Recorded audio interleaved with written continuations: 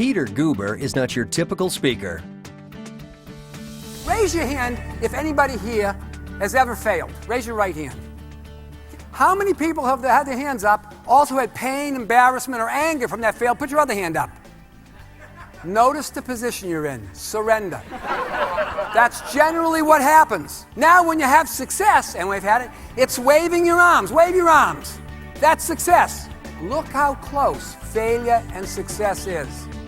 A legend within the entertainment and communications industries, storyman Peter Guber has been studio chief of Columbia Pictures, CEO of Casablanca Record and Filmworks, chairman of Polygram Filmed Entertainment, and chairman and CEO of Sony Entertainment.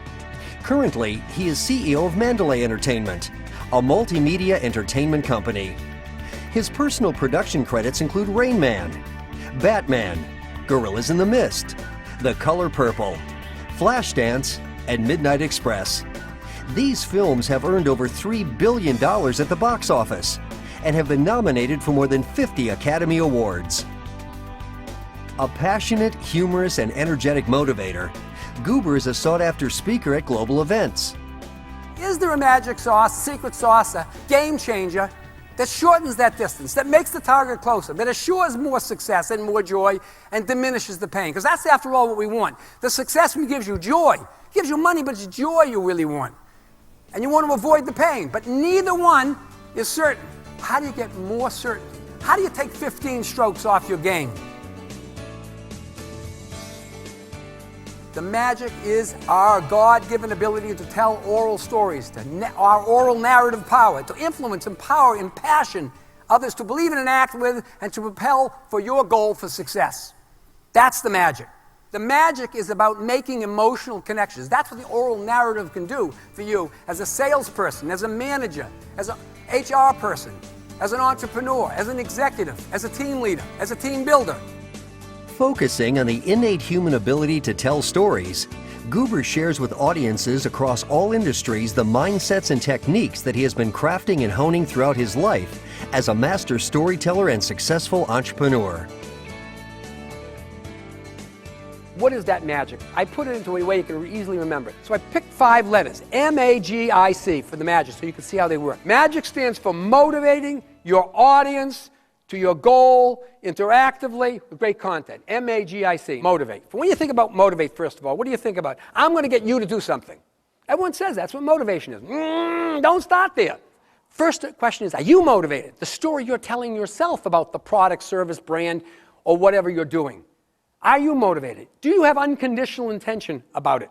Because if it does, if you do, you're able to craft a story that's powerful. Every great person, every marginal person trying to get people to do something is going to be confronted with one word. It's a 2-letter word, and it's no. And great leaders, great speakers, great storytellers, and that's what you want to look towards being. They have to be dyslexic. They have to think no means on. Because everybody walks in the office, this is what the executives, now I've been one of the executives. The executives have, just before you walk in, they're going like this. They're practicing. A, audience. Don't think of them as listeners. Don't think of them as them. And please, please, if you learn anything, hear anything, experience anything from this chat with you, here's what you don't think of them. As customers, or as patrons, as clients. Because this is what customers, patrons, and clients do when you try to tell them to do something. They go like this. They protect their wallet and their groin. That's the action you want. Your trick, your artifice, this technology, this methodology that I want to share with you is to open up their heart. That's your target. G, goals. Goals are important. They have to be authentic goals, and the best goals are generous, where it's you and me, where we both win. It's not a I win, you lose. You do it, and I win. That goal for your story doesn't work. It just doesn't work. I, interactive. All storytelling is interactive. You must interface. It's not you talking to them, it's you talking to each other. The whole concept is it's a conversation. You got to turn you and him into from me to we. We got to do that. Turn that M over and think of it as we. because that's what you want to do. You want them to participate in the story. And the more senses of your listeners that you engage in your story, the more of those senses you engage, every kind, the more likely they are to own it. Because when your physiology does something, you own the story. When you tap somebody in a theater, a theatrical play or a dance show or something, and tap them and laugh together and cry together and clap together, you bond away. They feel they're participating in the story. They're part of it. And they can own it, because that's the key, to give up proprietorship of your story and let your audience own it so they can tell it, so they can viral market it, not try to hold on to it. C, content. Story is the holy grail. It's the holy grail. The actual story is the holy grail. And finding it is essential to success. And I can't tell you what your story is, but I can tell you where to look. What's the hierarchy? First is your own experience. Do you tell your own story? True story, inspired by story, something that's authentic, congruent. You don't have to remember it. Honesty works. Peter Guber also tailors a speech to leading in uncertain times. So what are those three stakes, those three things that you move through in today's uncertain times, troubled times, scary times? Three words that you have to navigate: fear, uncertainty, and change. Fear can do two things. It can paralyze you or catalyze you. It is invariably a wake-up call. Most of the time what you have with fear in your journey, that 90% of the time before you move to the end of it and get the result, doesn't happen. The junk and crap and things that propel you and make you anxious and tight and uncomfortable and not be able to act, that fear, 90% of the time, the event doesn't happen. Second navigational stake, uncertainty. Does leadership in your company create management culture of being curious, not critical? Do they think uncertainty is an enemy?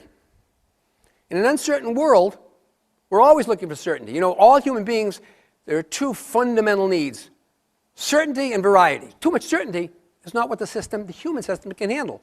And too much variety, you get crazy. The third element, change. The world is no longer linear. The future is no longer the light at the tunnel where you're trying to get your arms around it. Forget about getting your arms around the future. No possibility. To compete for the future is what we have to do, because change is so pervasive and so fast. Competing for the future requires a different theology. Peter Guber is a popular commentator and analyst on a wide range of national network and cable TV television programs. Guber's enjoyed a 6-year run as AMC's popular host of its weekly show, Shootout, with over 500 interviews seen in 95 million U.S. homes in 55 countries. Peter Guber is continuously featured in numerous national, local, and industry publications. Guber's game-changing message will be available in a forthcoming book to be published by the Crown Publishing Group. Nope, I'm not a consultant. I'm an apostle. I'm a believer in this magic. I use it. I succeed with it. I fail with it. I succeed with it more than I fail with it. I have more joy with it than I have pain with it.